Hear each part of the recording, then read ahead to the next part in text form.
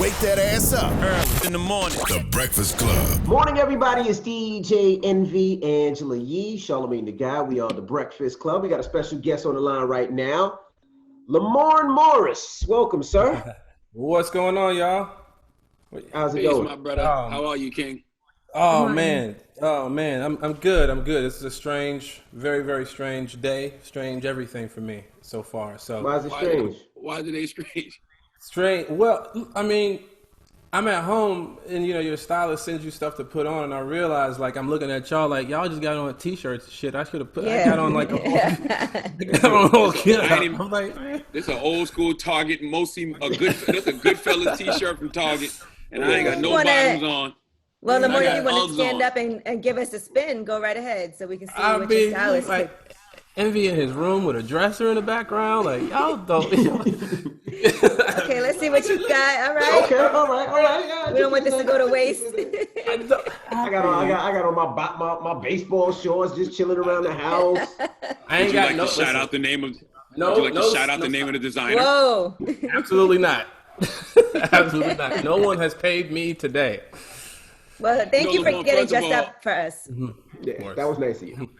Yeah, I want to say, man, I don't think you get enough credit. I salute you because I remember way back in the day when BET had its New Faces campaign, and literally it was like a class of new faces. It was Terrence J, Roxy, my sister Alicia Renee, you, and Jaleesa, if I'm not mistaken. That was the five.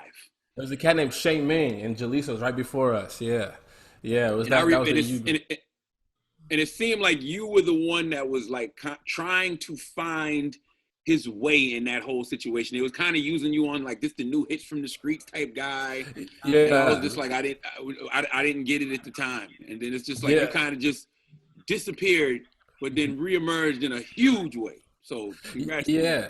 Thank you, man. Thank you. That was I didn't know what I was doing either, to be honest with you. There was I didn't. I'd never been on TV before.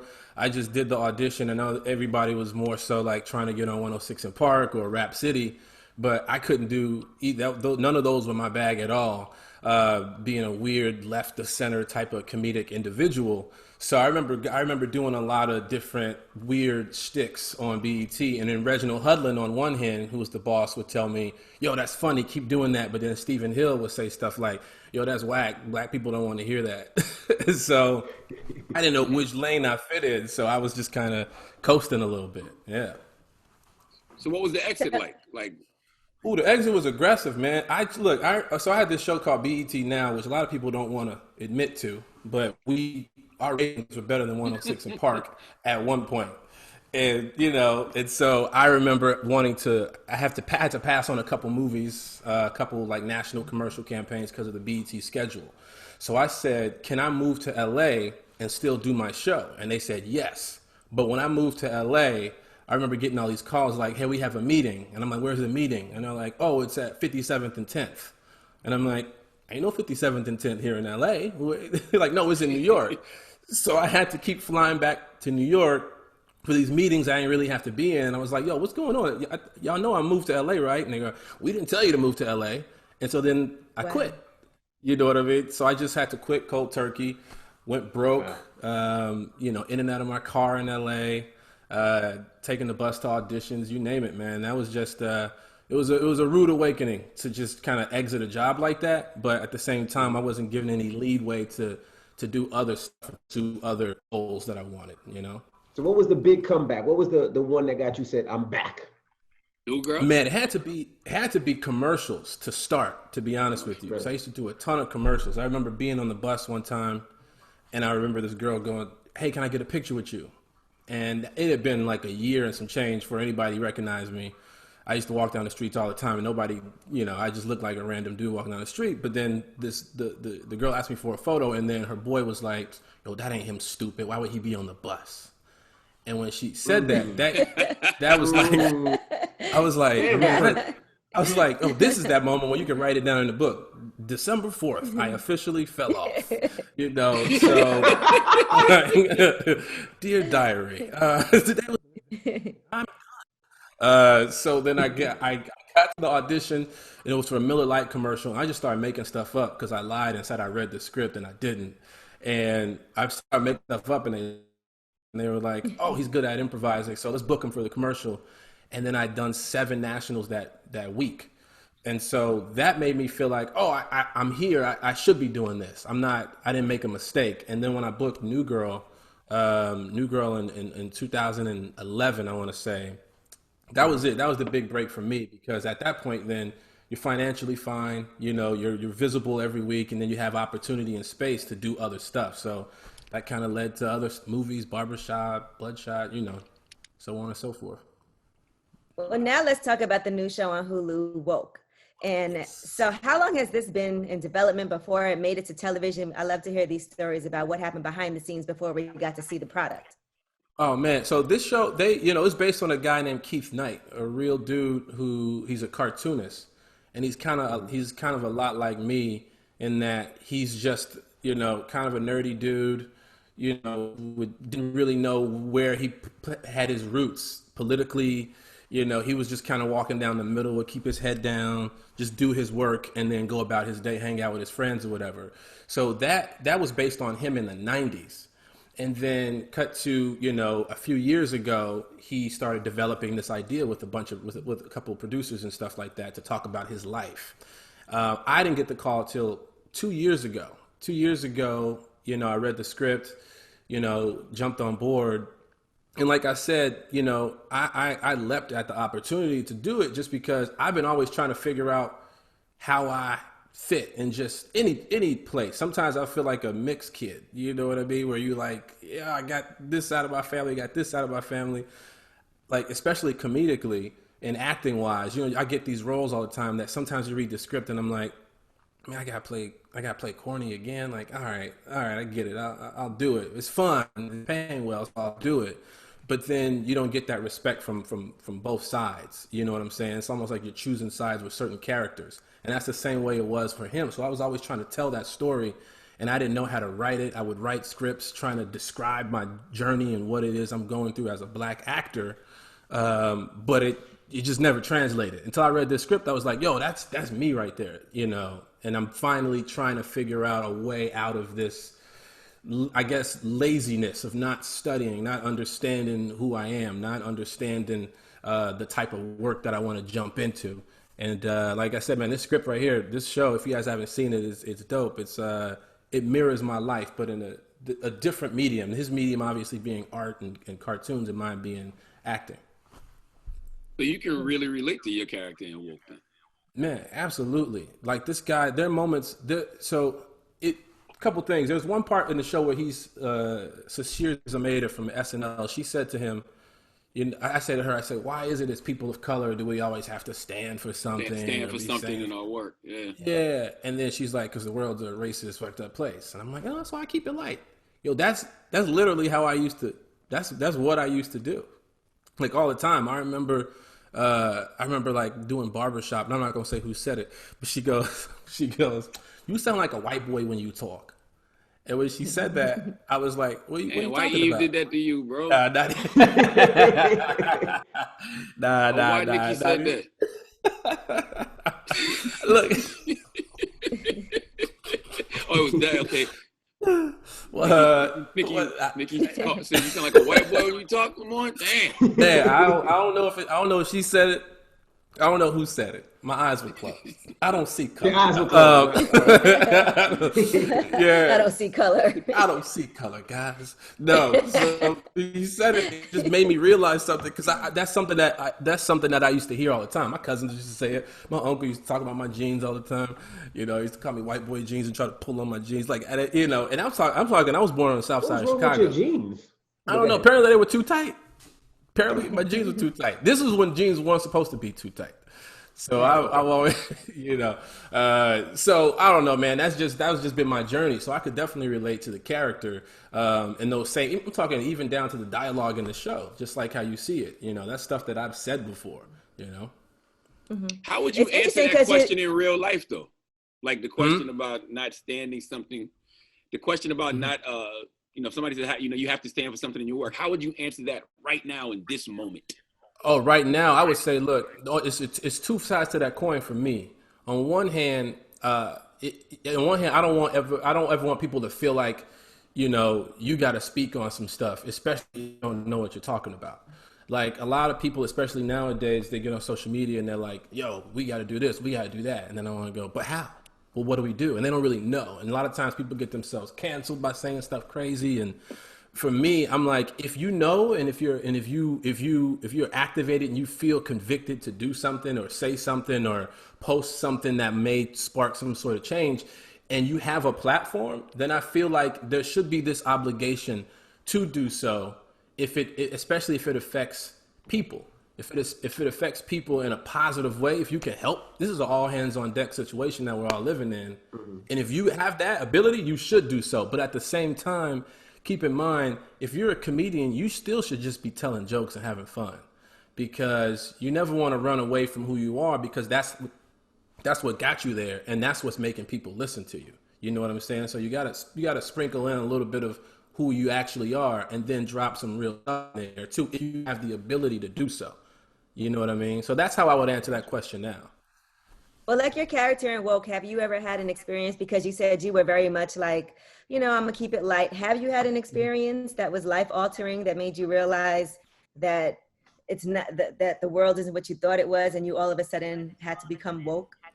A bunch of times. A bunch of times. I was the type of person that it would happen, and then I would go, damn, that's messed up. And I go back to my regular way of living. Then it would happen again. It was almost like God kept saying, hey man, I'm trying to tell you something. Like I'm trying to get you activated here, or at least read more, or at least understand where you come from more.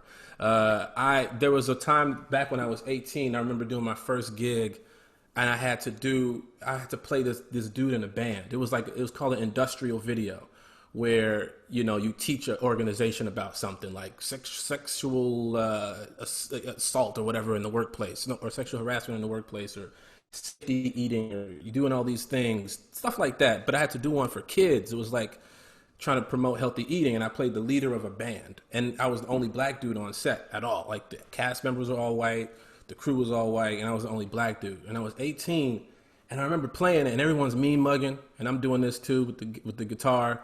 And the director, she's going, smile, Lamorne, smile. And I'm looking around like, ain't nobody else smiling. Like, why is she trying to get me to smile? So I'm doing a light grin like this. And she's like, let's see those teeth. Let's see those teeth, Lamorne, smile. And then now I'm looking at her, and she's like, smile. And I was like, yo, she literally started looking like the devil to me, to the point where I started getting worried. I was like, well, I'm like doing all this. And it took me back to the old minstrel show days, where I'm like, why you playing the banjo just now? Yeah, I don't know how to play either one. I was like, all right, cool. So then this is not a joke. I stood up, walked away, and instantly start crying. And I was like, man, this is what those old dudes at church be telling me about. Like because when I was in high school, I moved to a white neighborhood, and I was like, oh, it's all good. All my friends are cool. And they would say stuff like, man, just be careful sometimes with the older cats. They might make you feel a certain way. And I didn't believe it. And when she said that, I started realizing that subconsciously, every time I walked past a white person, I would smile to make sure they felt safe, and to make sure, I was helpful. And we call it the magical Negro syndrome, where you're like, just want to make everybody feel cool and just like, hey, non-threatened. Then every photo shoot I would do for projects, TV shows, stuff like that, they always tried to get me to smile a lot. And I was like, man, I just feel like I look a lot cooler without it. I got these gaps in my teeth. Let me get them fixed first. Let me figure some stuff out here. They like, no, smile. And that was one of the things that I started realizing later on in my life. Like, man, I've been doing that my whole life. Like we're not allowed to have bad days sometimes, it feels like. You know what I mean? Like, if we in a bad mood and we walk past a group of white people, we got to smile just to make sure everybody feels okay and safe. And then that hit me later on in life, where I was like, man, I can't keep doing that. You know what I mean? And then, random routine stops by the police when you walk into your own car, you know what I'm saying? Literally wearing a suit, and they throw you on the car, frisk you, do all that stuff, ask your girl whose car it is, do the whole, searching your car when you're not even in the car yet. You're just walking. That happened to me. I was leaving a show, and I was wearing a straight up suit. Me and my boy both wearing suits, both black, threw us on the car, did a whole thing. and then the older cop was teaching the younger cop how to do it the proper way.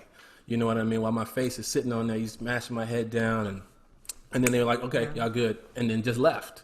And we like, wait, what? Wow. Like, you know, you tell your older cop, and they like, oh man, that's every day.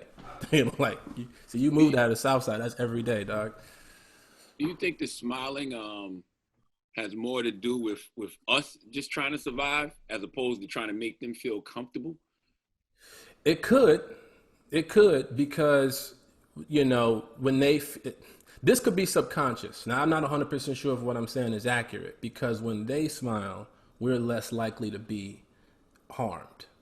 If you know what I'm saying. You know, you look at the Karens in the park. You know, it's talking about, oh, there's a black man. He's doing this. He's black and he's gonna harm me and he's attacking me.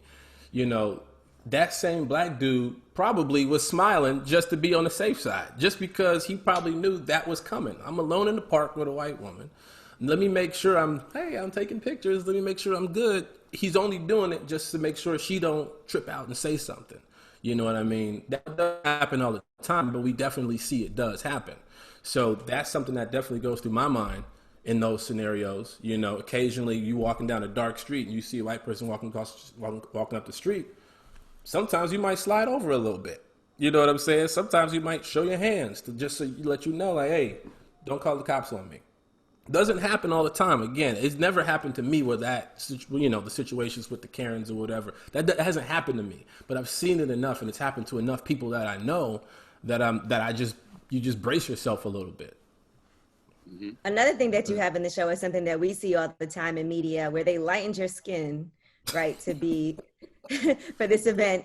And I guess that's the way of making you, I don't know, more marketable. But then when you're not allowed in the building, they darken your skin when it's more like a warning, do not let this man in. Mm-hmm. So the skin tone thing, like it's, if you're brighter, then somehow it's more acceptable. Yeah, I mean, I'm not even sure where that root back from. I feel like y'all probably know, y'all are more historically versed in that situation than me. Oh, well, I mean, we probably the same age. We probably around the same age. No, but we see it on like the covers of magazines. Smarter than me, like, when did this person become so light? Why did they lighten her image on the cover of the mag? And then they'll be like, oh, it was the lighting, it was the makeup. But no, my camera's doing it to me right now. My camera's doing it to me right now. Evan, you are super light. I don't know how you go outside biking in the sun and you still are so bright. You are bright, bro. I'm not even gonna lie.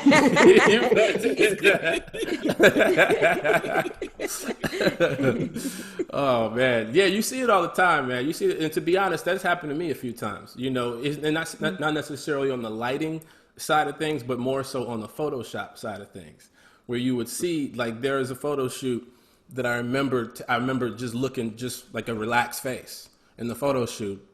And I remember one of my castmates was joking around. He starts sticking me in the ribs. He was behind me taking a picture, and he kept going like this. So I went like this, went like that. And then they took like what? Nah, you ain't screenshotting nothing. So when he did it, I did one of those. They took the picture, and then they took the picture, they took that smile like this, is not a joke, lifted my face, put it on a different head that I had. And when I saw the picture, I was like, you gotta be kidding me. You gotta be kidding me. They're like, we couldn't get you to smile, so we had to use that one. I was like, man, this is the candid shot. A lot of this reminds me, I remember there was an episode of New Girl when they was trying to make your character feel more comfortable being surrounded by white roommates. Yeah. You had to explain that you didn't lose your blackness by being there. Do you have to do that in real life to like your family and stuff? Yeah, you know, you do a little bit when you, like, my cousins, they do it as a joke. Like, they do it, you know what I mean? They always making comments or remarks and stuff like that. But it's nothing too serious, man. I remember, and this happened in New York. This happened when I lived in New York. This girl comes up to me and she was like, yo, you funny and shit, but like niggas in the hood ain't feeling all that corny shit you be talking about. And I was like, wait, what? And so this is no joke. Like for the rest of the night, I forget what club we was at. For the rest of the night, I was trying to act so out of character. I was trying to fit in so hard just so I could be like, no, she don't know what she's talking about. Like, she don't know what she's talking about. So I'm standing on couches. I'm standing on tables. I'm pouring alcohol on people's faces. I'm like, yo, this is not how I behave. Why am I Is this what she was talking about? It does not work for me. It does not. I'm trying really hard, man, but it doesn't work for me. Constantly you kind of prove yourself, but that's another reason why I like the show is because it's not necessarily about black is on a spectrum. And people think that if you're black, you got to be one way, and that's it. And so another thing that I like about the show is that it's not just showcasing the aggressions, the microaggressions, if you call it, that come from white people, but it also comes from within, sometimes within our own communities, where we're supposed to feel like we need to fit inside of this circle in order to get along. And I'm like, and I used to try. I mean, again, I'm from the South Side of Chicago, but I moved to the burbs when I was 15, so I got a little bit of both. And I'm like, I'm just who I am, you know what I mean? And a lot of kids are out there that are like me, a bit nerdy, a bit weird sometimes. Like, you should just be who you are, because that's the strongest version of yourself. Mm-hmm. He also hooks up with a white woman on this series too. Yeah. So, go ahead. He's like, yeah. So I'm saying in real life, right? Can you be woke and dating white women? That's a good question. Yeah, that's a great question. I think so, because this show is about a real guy. I'm playing, this is real life. He's married to a German woman, you know what I mean? And that journey that he had with dating black, dating all kinds of ethnicities, and he was like, oh, the one that I got along with the most, especially artistically, was this woman. And she actually helped him see more of his blackness than he possibly could have. And it was that dynamic, that opposite of them. You see an episode where she's wearing the shirt that says, black people for rent. And he's like, yo, like that. Now I'm starting to see it. You know what I'm saying? He likes her at this moment, but at the same time, this is helping him identify with who he is. I think you could be woke and date whoever you want, because woke is one of those definitions that's kind of open to discussion. So if you personally feel like I am who I am and I like who I like you and you're not trying to pretend to be somebody else. Now, there's a lot of cats though that I hear straight up say, I don't date black women, or I don't date this, or I've known white dudes who say I don't date white women. You know what I mean? That to me is still a little confusing, of why you couldn't date your own people. Like that's the confusing part. But at the same time, if you date everybody and you just so happen to fall in love with a white woman or a Palestinian woman or a Mexican, then I feel like, then whatever. As long as you are living your life not on the Uncle Tom side of things, then you should be. To me, you could still be woke.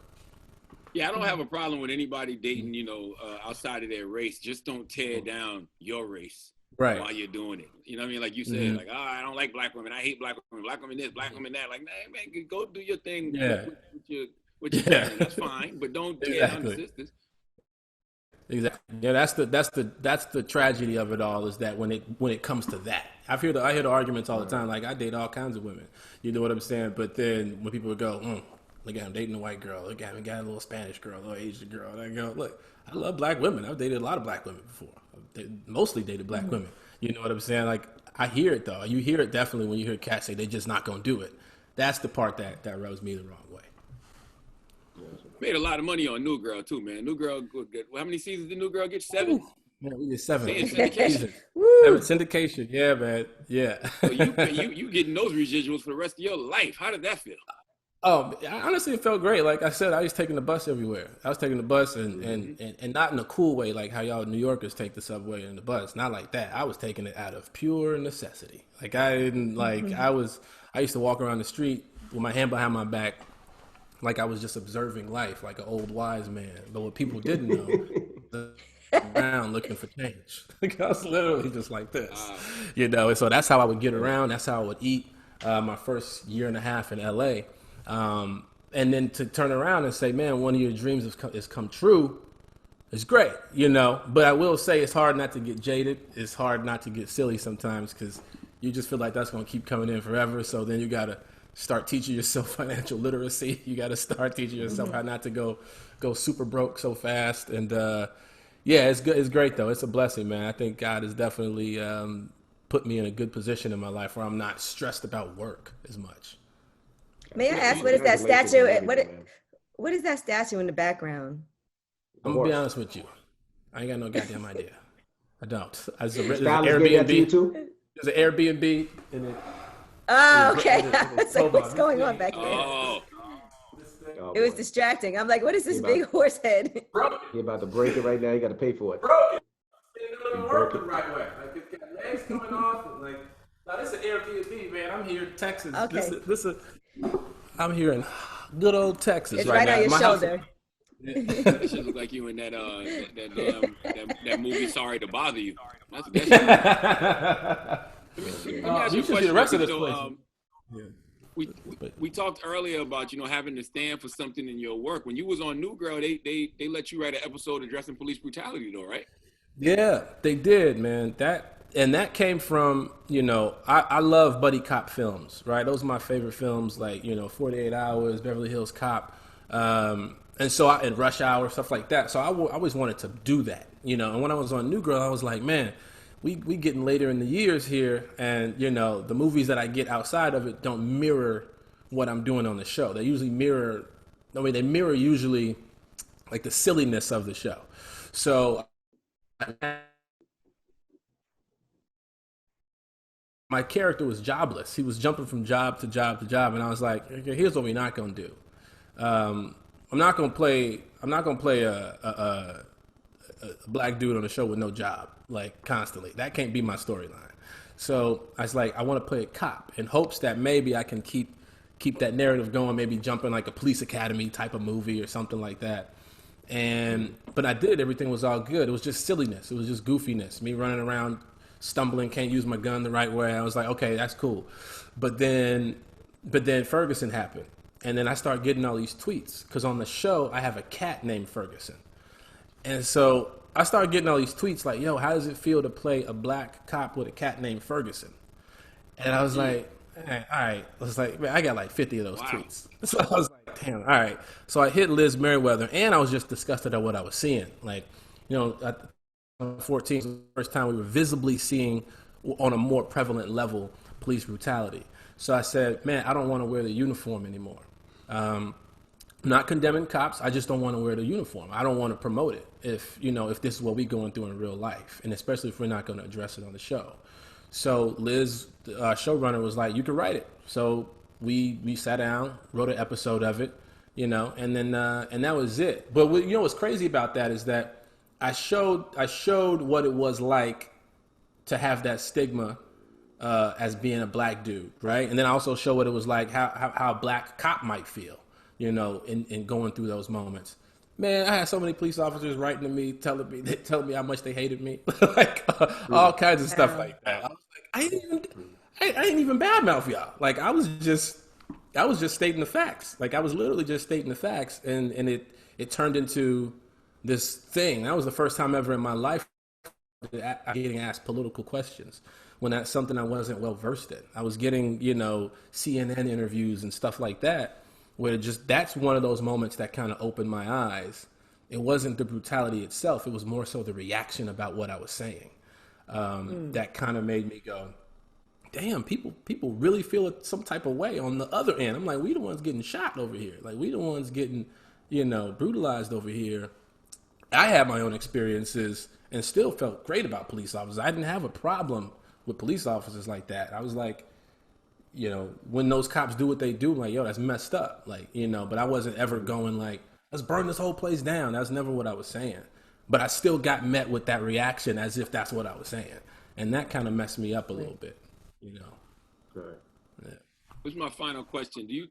I personally, I don't like the word woke because I feel like all of these people that scream the word woke need some sleep because they're tired and they just be saying any old thing. Do you think the term woke is misused at this point?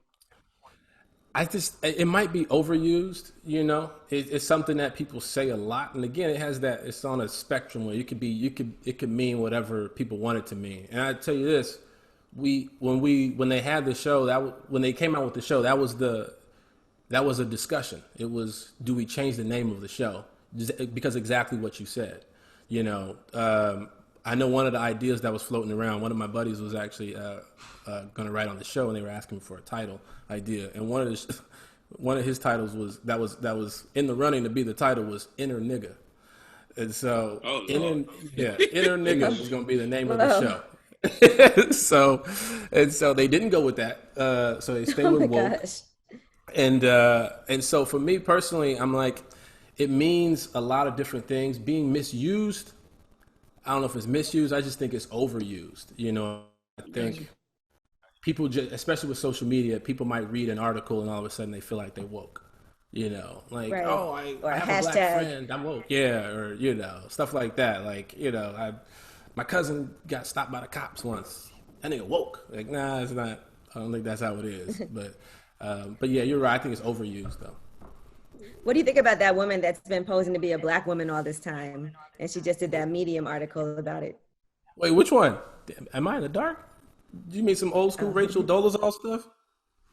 Yeah, it's a newer one. You knew 2020 teacher or something like that. Yeah, she was like a teacher or something, right? Or ran a university, something like that, right? E? Yeah, I think she was a professor. And hold on, Charlamagne, you gave her a donkey of the day. I forgot her name now. Yeah, I don't know. Like, wait a minute, where have I been? She exposed herself. She did an article on Medium where she admitted that she really was a white woman all this time. And she did this as an experiment? No, she was just trying Jessica Krug is her name. She's an activist. She teaches African American history.